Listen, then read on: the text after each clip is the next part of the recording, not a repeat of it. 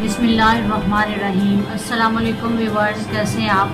उम्मीद करती हूँ कि अल्लाह के फजल से सब ठीक होंगे। आज हम बनाएंगे नमकीन गोश्त, जो कि वैसे तो केपी की डिश है, लेकिन पंजाब में भी ये बहुत मशहूर है। ये बनाने में बहुत ही आसान है और इसमें जो अज्जा डलते हैं वो भी बहुत कम डलते हैं, जो स्पाइसेस डलते हैं वो भी बहुत कम डलते हैं, इसलिए ये बहुत आसान है बनाने में और ये खाने में बहुत टेस्टी है।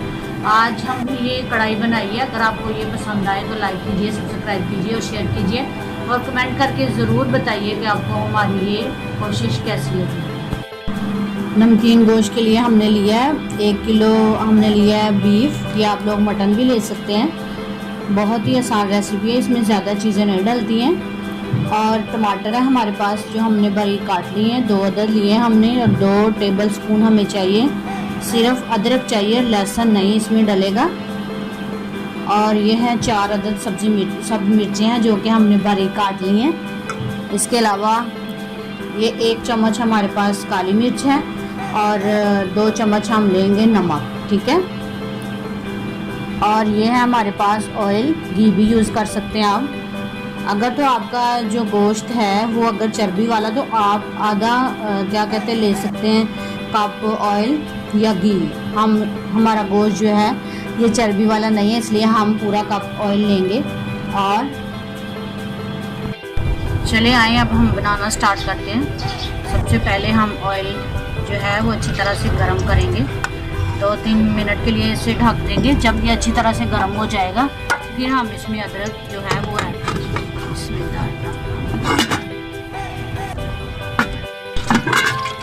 ऑयल बिल्कुल गर्म हो चुका है। अब हम इसमें अदरक जो है वो ऐड करेंगे और साथ ही हम इसमें डाल देंगे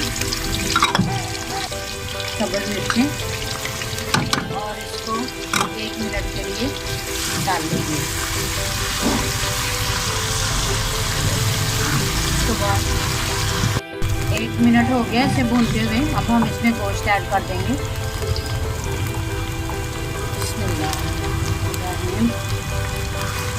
और गोश्त ऐड करने के बाद साथ ही हम नमक, टमाटर और काली मिर्च जो है वो ऐड कर देंगे।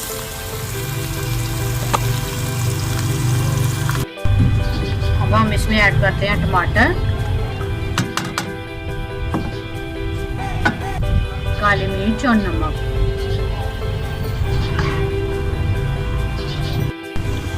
अब हम इन सारी चीज़ों को अच्छी तरह से मिक्स करेंगे और उसके बाद भी हम इसे थोड़ी देर के लिए ढाँप देंगे। तब तक ढाँप देंगे जब तक ये सारा अच्छी तरह से मिक्स ना हो जाए और हमारा गोश्त गल ना जाए और पानी ना कुछ हो जाए।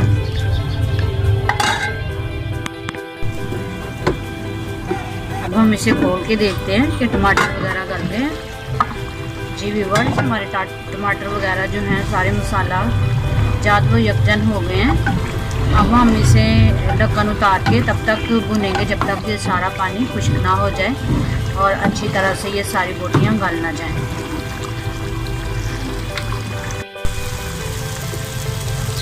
व्यूअर्स, इसी तरह हमने भूनते रहना इसे और देखना है कि इसमें से पानी खुश्क हो गया। अगर पानी खुश्क हो गया तो देख लेना कि आया कि गोश्त गल गया या नहीं। अगर तो गोश्त नहीं गला तो आप थोड़ा सा पानी ऐड कर सकते हैं इसमें। अदरवाइज़ ये जो नमकीन गोश्त बनता है ये पानी डाले बगैर भी आप बना सकते हैं। अगर नहीं गला तो आप पानी भी ऐड कर सकते हैं। थोड़ा सा पानी ऐड करना सिर्फ गोश्त खिलाने के लिए। और गोश्त खिलाने के बाद फिर ये हमारा जो है नमकीन गोश्त वो रेडी है। जी व्यूअर्स, हमारा जो नमकीन गोश्त है वो बिल्कुल पक गया। अब मैं आपको इसे प्लेट में निकाल के फिर मैं आपको टेस्ट करके बताती हूँ कि ये कैसा बना। जी व्यूअर्स, हमारा नमकीन गोश्त तैयार हो चुका है। अब मैं इसे आपको प्लेट में डाल के बताती हूँ कि ये कैसा बना है। बहुत ही मज़े का लग रहा है, बहुत ही आसान और बहुत ही अच्छी खुशबू आ रही है इसकी। मैं आपको अभी टेस्ट करके बताती हूँ।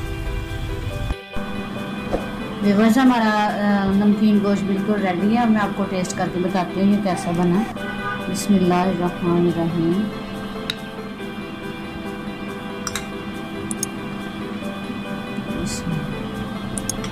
देखें ये किस तरह कितनी खूबसूरती से ये गल गया।